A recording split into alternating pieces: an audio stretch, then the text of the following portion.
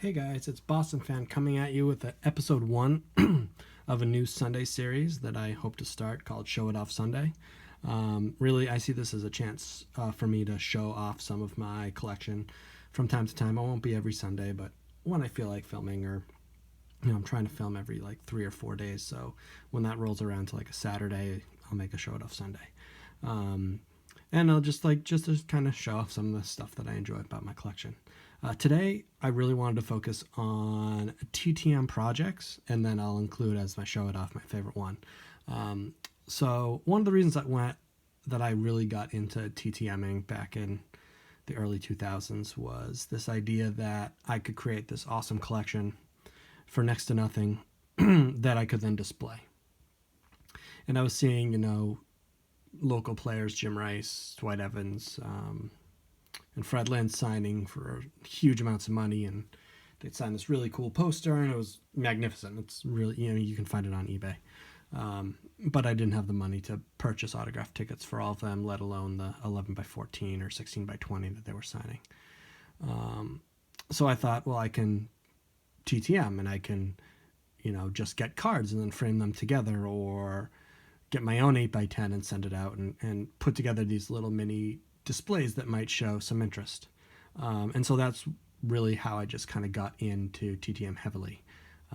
Set collecting, I was going after as many 84 tops as I could, 74 tops as I could, 77 tops as I could, 73 tops, 87 tops.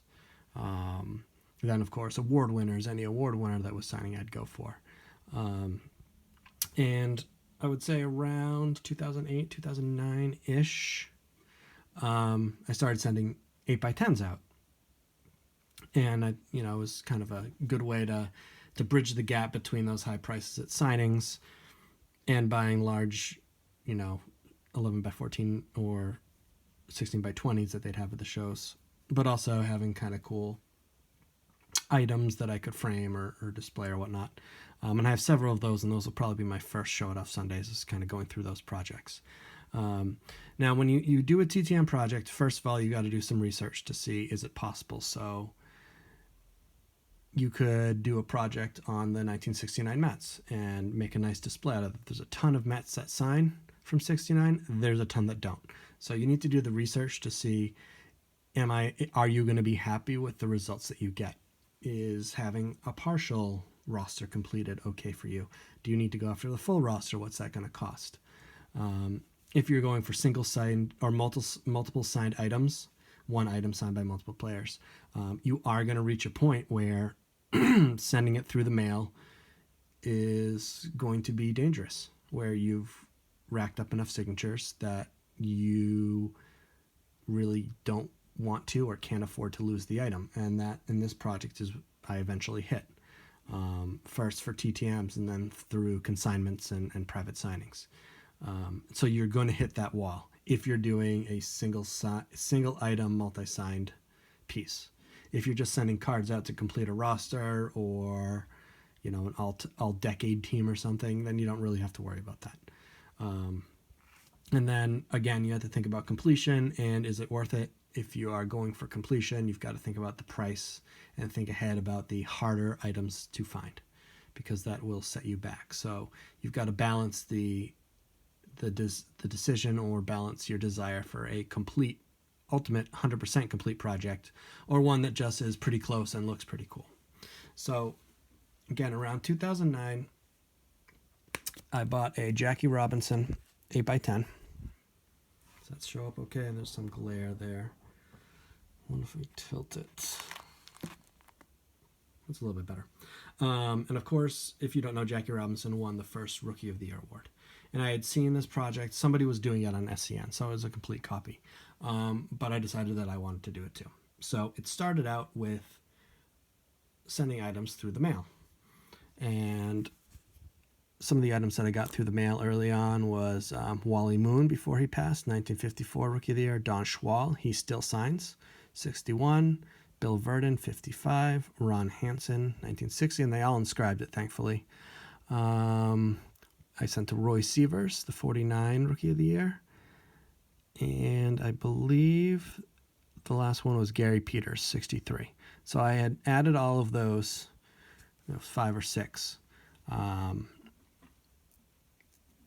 to the 8x10, and then a couple signings came in locally. Actually, essentially 4 that I was able to get done in person to add to that. So Jose Canseco signed at the Greater Boston Sports Collectors show. I think he was $15, so I added him. He was the 86 Rookie of the Year. I didn't want to pay the extra for the inscription. Oh, sorry. And another one I got through the mail was Gil McDougall, and he passed shortly after I started it.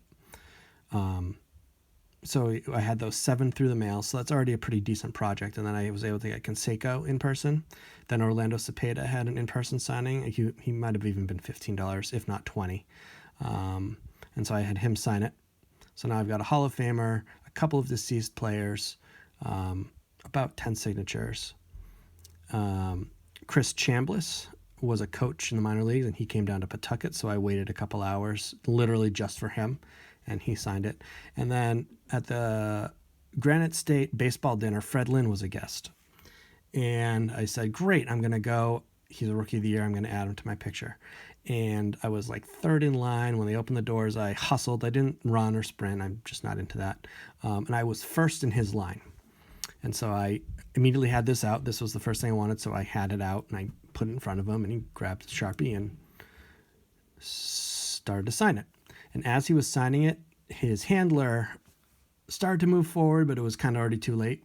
And apparently Lynn had a contract of some sort where he was only signing the show's poster. So you got a poster at the dinner, not a show.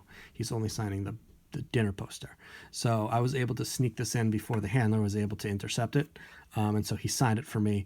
I then doubled back to get a card or 2 signed in line. There was only 6 people behind me. And by the time I got back, he was only signing the poster. So I was super lucky to get that. So with those 9 or so TTMs and then the 4 in-person autographs, I kind of had to retire it from sending just regular through the mail. But that left me open to consignments. So I was able then to go through, Chris Potter did some at one point, rest in peace. I don't remember who else, but I was able to have Jim LaFave up here, Big McBride, and then he did another signing, and I got Albie Pearson on it, but there was a smudge, which I don't care about personally. It's tiny. You barely notice it. But the promoter, I think it was Chris Potter, felt bad about the smudge, so he added another guest that he was visiting, John Montefusco, to sign. So he also added that, so it was kind of a 2-for-1. And at that point, it was not... At that point, I just didn't feel good about even sending it to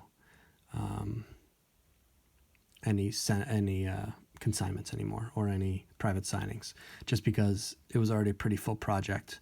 It looks pretty cool, and I didn't want to lose it. Now, luckily, at another Granite State dinner several years later, Dwight Gooden showed up, so I was able to get him with the price of admission, and Gary Matthews was at the same one, so he added his 73. And they both added their inscriptions. I didn't ask. They just saw the project and added them. And so here I sit with, 1, 2... Oh, and then there's another Ron Kittle, who's easy through the mail. If you're doing a Rookie of the Year project, you can get him easily. I did this through a private signing for $10, just because I'd rather it go and be handled by somebody than random mail to the player's house. Personal choice. I could easily have just sent it to him. So after 1, 2, 3, 4, 5, 6, 7, 8, 9, 10, 11, 12, 13, 14, 15, 16, 17, 18 Rookies of the Year on it, this is pretty much retired. If a former Rookie of the Year comes around and is signing for a fair price, I will bring this in and get it signed. There's still some room right here. They can fit something in here, here, here. So there is room, but I'm not pressing it. I haven't had this signed probably in 7 or 8 years.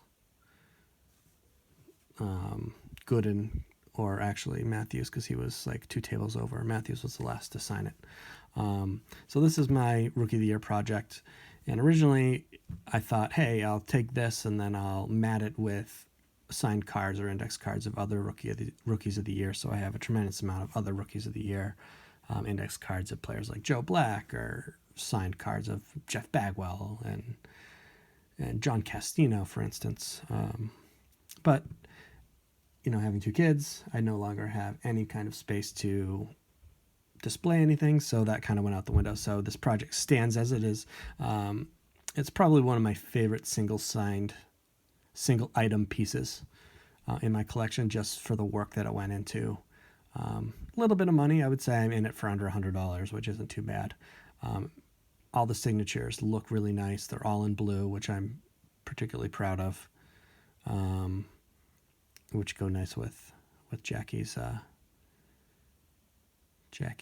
uniform. And this was just start out as a TTM project. I said, hey, I'll get as many Rookies of the Year on it as I can. And I've done that with a couple other things that I'll show off later. So, this is an idea. If anyone's looking for a new project to get them reinvigorated in TTM, go online, buy a Jackie Robinson 8x10 or 11x14 and start sending to Don Schwal, Bill Verde, and Ron Hansen. Send to Ron Kittle. Send to Chris Chambliss if you want to wait a year for it. I assume that he would sign it. John Castino's been signing, so send to him. You can start a pretty good project, even if you miss some of the easier guys. Gil McDougall before he passed was automatic. Roy Sievers was automatic before he passed. And then just be prepared to supplement it with private signings, which you can find online anywhere. Sports collectors, you can find them on Facebook groups. Dave Justice just joined Pass Pros. That's what got me kind of thinking I want to show this off, because although it's sending to his house, it's a little bit more formal, paying for it through the process. And I was like, so I may check his price, and if I send to somebody again, it will be David Justice to add. But again, I'm not sure. Not being there, not telling him where to sign. Who knows how it would turn out. But that's my little piece of collection that I'd like to show off today. I'll be back with you probably a few days. I'll film another video. I'm not sure what the topic's going to be. That's kind of how I'm running my channel now. Every few days, I'm going to try to get a video out to you guys, or just video just for my own self-interest. And if it's a TTM video, I have a bunch over here that I haven't opened. I'll do that. And if it's another topic that I feel like covering, I'll do that. So I hope you found this video informative. I hope it gave you at least some idea of like TTMing can be more than just sending out a single card. You can really do some research and get some cool projects done. And then make yourself a display. Buying a mat cutter's not hard. It's a little expensive. And then with a little practice, you can make yourself a nice display. And I'll try to dig some out and show you some of the stuff I've done. But this week, it's my Rookie of the Year project. I'd love to hear what you guys think of it. If you guys have any ideas of, maybe private signings coming up that I should take part in because I'm just being too chicken, let me know. And I will admit I am being chicken. I don't want to lose this. So, the number one rule in TTMing, of course, is always don't send anything you can't afford to lose. And so unless I can be 100% guaranteed sure that it will arrive, signed, and get back to me safely, I'm reluctant to send. But I'd love to hear your comments. If you have a similar project that you've done, a Rookie of the Year project, please link it below. I'd love to see it. I'd love to see what you were able to get that I wasn't, and how you did it. That would really interest me. Until next time, guys, have a good. I'm filming this on the 4th of July, so happy 4th. I'll post it on the 5th, though. And I hope you guys have fun collecting. And until I talk to you again later, bye-bye.